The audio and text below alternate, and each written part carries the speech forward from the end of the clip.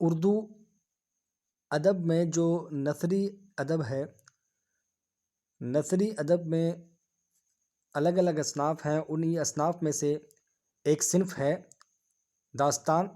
آج ہم اسی کی تعریف اور مختصر تاریخ کو پڑھیں گے۔ دیکھیے ساتھیوں، داستان نثری ادب کی قدیم اور مقبول صنف ہے۔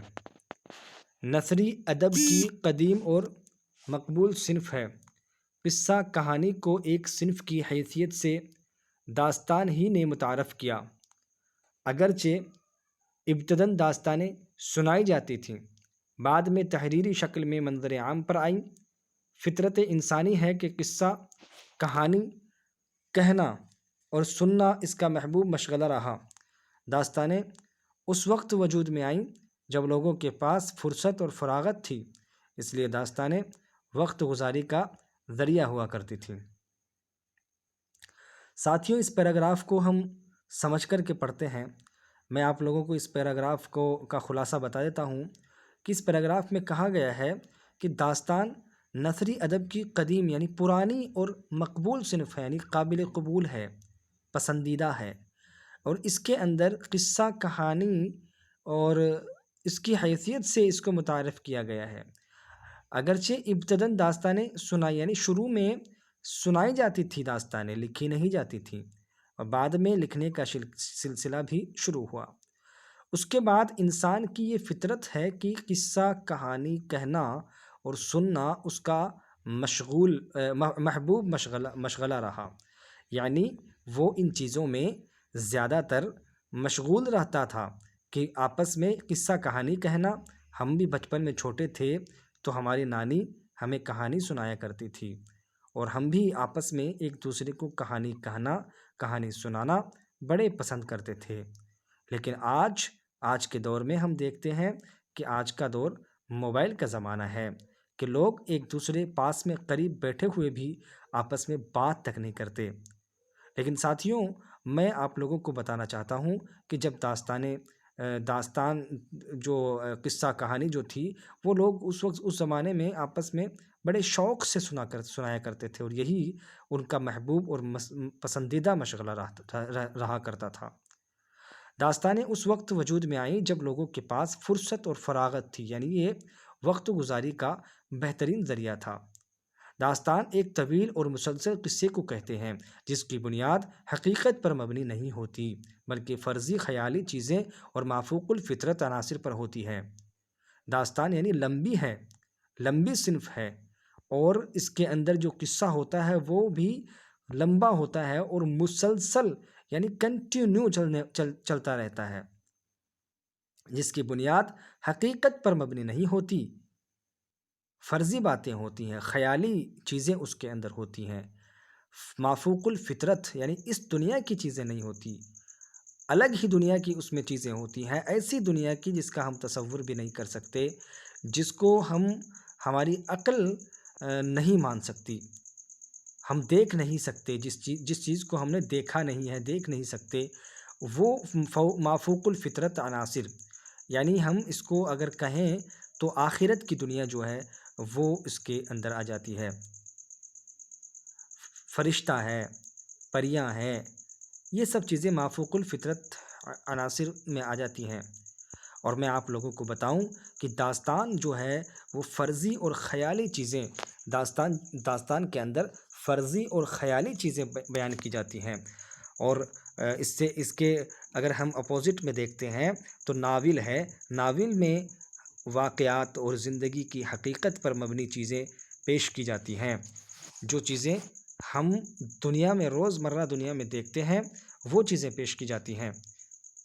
اب داستان کا مقصد تفریح طبع اور تفکرات سے چھٹکارا حاصل کرنا ہوتا تھا۔ جب انسانی شعور ترقی یافتہ نہ تھا، اس وقت یہ داستانیں انسان کی آرزوؤں، امنگوں اور جذبات کی تسکین کرتی تھیں۔ یعنی انسانی شعور ترقی یافتہ نہ تھا، یعنی اتنی ترقی نہیں کر سکا تھا کہ اس وقت نہ ٹی وی تھا، نہ کوئی موبائل تھا، اور نہ ہی ایسی کوئی چیزیں تھی جس سے اپنی آرزوؤں کو، اپنی امنگوں اور اپنے جذبات کو سکون دیا جا سکے۔ وہ چیزیں جو اسے حقیقی زندگی میں حاصل نہیں ہوتی تھیں، وہ اسے خوابوں کی دنیا میں حاصل کرنے کی کوشش کرتا تھا۔ خوابوں کے ذریعے سے اپنی آرزوؤں کو پورا کرتا، اپنے خوابوں کو پورا کرتا، خالی خوابوں کے ذریعے سے اپنی خواہشوں کو پورا کرتا اور اس کو بیان کرتا۔ یہی میرے بھائیوں داستان تھی۔ داستان کے فن پر نظر ڈالتے ہیں تو پلاٹ، کردار، مکالمہ، مافوق الفطرت عناصر، تخیل و مبالغہ اور انجام، یہ داستان کے لازمی اجزاء ہیں جس کے بغیر داستان مکمل نہیں ہوتی۔ میں آپ لوگوں کو بتا دوں کہ اجزائے ترکیبی ہر صنف کے ہوتے ہیں، ہر صنف کی لگ بھگ جتنے بھی صنف ہیں ان کے اجزائے ترکیبی ہوتے ہیں، یعنی ان کے وہ جز ہوتے ہیں جس سے وہ صنف بنتی ہے، اس صنف کا مقصد پورا ہوتا ہے، اور وہ صنف اس کی جو تعریف ہم کر رہے ہیں اس تعریف کے اکارڈنگ وہ چیزیں ہونا ضروری ہوتی ہیں۔ اور کوئی بھی لیکھک، کوئی بھی مصنف یا کوئی بھی شاعر اگر کچھ لکھ رہا ہے، کسی بھی صنف میں کچھ بھی لکھ رہا ہے تو میرے بھائیوں یہ اجزائے ترکیبی کو دھیان میں رکھ کر کے اگر لکھتا ہے تو وہ جس صنف کو لے کر کے لکھتا ہے، جس کو مقصد بنا کر کے لکھتا ہے، وہ اس کو صحیح طریقے سے لکھ پائے گا۔ تو داستان کی جو اجزائے ترکیبی ہیں، داستان کی جو الگ الگ جز ہیں جن کے حساب سے اگر لکھا جائے تو وہ ایک کمپلیٹ داستان ہو سکتی ہے، کہ ان میں سے پلاٹ ہے، کردار ہے، مکالمہ ہے۔ یہ دیکھیے، پلاٹ ہے، کردار ہے، مکالمہ ہے، مافوق الفطرت عناصر ہے، تخیل و مبالغہ ہے، اور انجام، یہ داستان کے لازمی اجزاء ہیں جن کے بغیر داستان مکمل نہیں ہوتی۔ سب سے پہلے آئیے ہم پلاٹ کے بارے میں پڑھتے ہیں۔ پلاٹ واقعات کی ترتیب و تنظیم کو کہتے ہیں۔ واقعات کو ترتیب دینا، ان کو منظم طریقے سے ایک صحیح ڈھنگ سے اس کو پیش کرنا، یہ پلاٹ کا کام ہوتا ہے، جو داستانوں میں اکثر مفقود ہے، یعنی داستانوں میں اس کی کمی پائی جاتی ہے کہ مسلسل اور ترتیب اس میں کم پائی جاتی ہے۔ داستانوں کے پلاٹ عموماً مربوط و مسلسل نہیں ہوتے۔ دیکھیے یہی بات ہے، ایک قصے میں دوسرا قصہ پیوست ہوتا ہے، مرکزی قصے میں ضمنی قصے جوڑ دیے جاتے ہیں جو کہ توالت میں اضافہ کرتے ہیں، یعنی جو مرکزی قصہ ہوتا ہے، جو مقصد ہم جس مقصد سے قصہ لکھ رہے ہوتے ہیں ان میں اور کوئی دوسرا قصہ جوڑ دیا جاتا ہے، جس کی وجہ سے داستان کی لمبائی بڑھ جاتی ہے، وہ اور زیادہ لمبا ہو جاتا ہے۔ توالت طویل سے بنا ہے، طویل کا مطلب ہوتا ہے لمبا۔ یہ دیکھیے توالت، یہ طویل سے بنا ہے، طویل کا مطلب لمبا، مسلسل یعنی کنٹینیو چلنے والا۔ اس کے آگے دیکھیے کہ دلچسپی اس کا بنیادی عنصر ہے۔ داستان کے اندر دلچسپی کا ہونا بہت ہی ضروری ہے۔ داستانیں زیادہ تر عشقیہ موضوعات پر لکھی جاتی ہیں۔ آپ لوگوں نے سنا ہوگا کہ غزل، مثنوی کا آپ نے سنا ہوگا، میں آپ کو بتاؤں گا آگے۔ مثنوی ہے جو، وہ بھی ایک داستان ہی کی شکل ہے، جو کہ نظمی شکل ہے۔ یہ تو نثری صنف ہے اور وہ نظمی صنف ہے، لیکن وہ داستان کی طرح ہے، اور مثنوی کے اندر بھی عشقیہ موضوعات زیادہ تر لکھے جاتے ہیں۔ کہ آگے کا جو جز ہے اجزائے ترکیبی میں سے، داستان کی اجزائے ترکیبی میں سے آگے کا جو جز ہے وہ دیکھتے ہیں، وہ ہے کردار۔ دیکھیے کردار ہے، یہ آپ دھیان رکھنا، پلاٹ، کردار، اس کے بعد میں مافوق الفطرت عناصر، اس کے بعد میں تخیل و مبالغہ، اس کے بعد میں انجام، یہ اجزائے ترکیبی ہیں جو کہ داستان کے لازمی اجزائے ترکیبی ہیں۔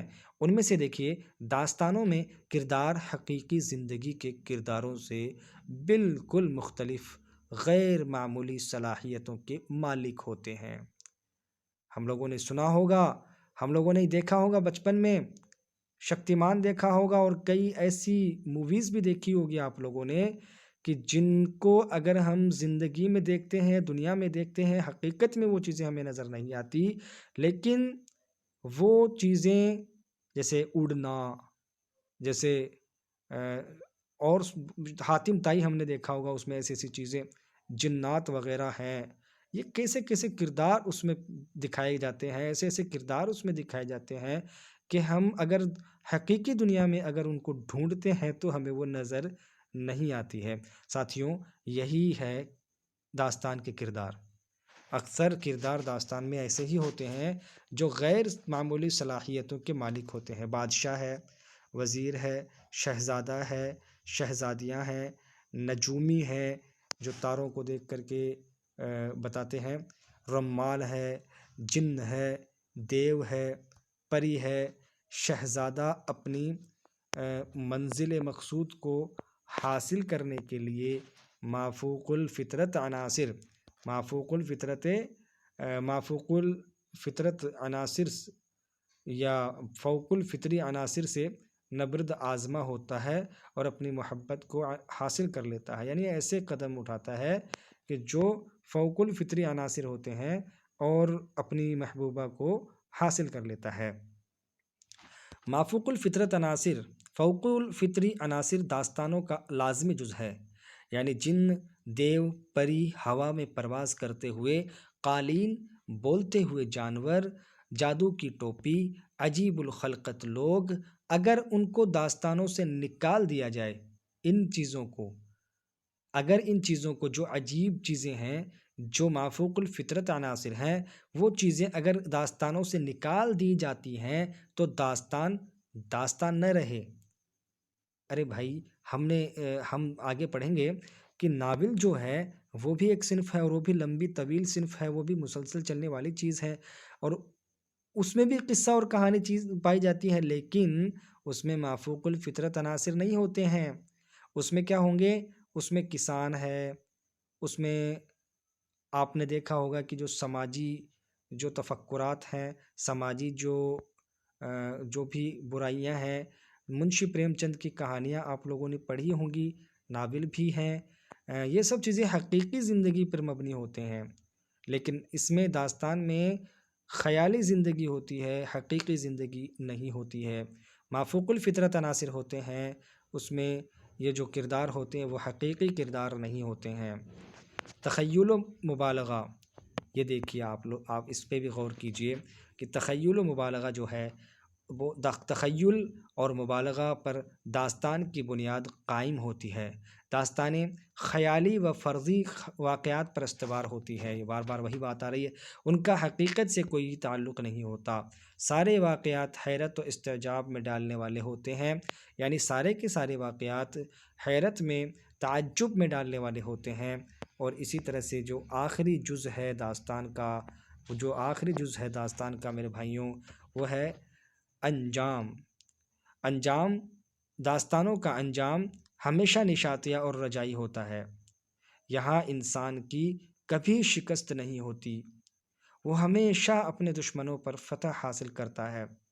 داستانوں میں زندگی کا راز مایوسی پر نہیں، امید پر قائم ہے۔ کس پر قائم ہے؟ امید پر قائم ہے۔ داستانوں میں حق اور باطل کا ٹکراؤ اور باطل پر حق کی فتح دکھائی جاتی ہے۔ داستانوں میں زبان و بیان کی رنگینی، عبارت آرائی اور لطافت کا ہونا ضروری ہے۔ دیکھیے، اس میں انسان کی کبھی شکست نہیں ہوتی۔ انجام کیا ہوتا ہے کہ انسان کی کبھی ہار ہی نہیں ہوتی، وہ ہمیشہ اپنے دشمنوں پر فتح حاصل کرتا ہے، یعنی جیتتا ہی ہے، فتح حاصل کرتا ہے۔ داستانوں میں یہ ہوتا ہے، خیالی چیزیں ہوتی ہیں، اور یہ ضروری ہے کہ جو بھی اس میں مین کردار ہے، جو انسان ہے، جس کو مکھیہ کردار جو نبھا رہا ہے، وہ ہمیشہ فتح حاصل کرتا ہے۔ داستانوں میں زندگی کا راز مایوسی پر نہیں، امید پر قائم ہے۔ کس پہ قائم ہے؟ امید پر قائم ہے۔ داستانوں میں حق اور باطل کا ٹکراؤ، حق اور باطل کا کیا ہوتا ہے؟ ٹکراؤ ہوتا ہے۔ حق اور باطل کا کیا ہوتا ہے؟ ٹکراؤ ہوتا ہے۔ حق اور باطل کا کیا ہوتا ہے؟ ٹکراؤ ہوتا ہے میرے ساتھی، دیکھیے۔ اور حق اور باطل کا ٹکراؤ، اور باطل پر حق کی فتح بھی ہوتی ہے، باطل پر حق کی فتح بھی ہوتی ہے۔ داستانوں میں زبان و بیان کی رنگینی، عبارت آرائی اور لطافت کا ہونا ضروری ہے۔ داستانوں میں زبان و بیان کی رنگینی، عبارت آرائی اور لطافت کا ہونا ضروری ہے۔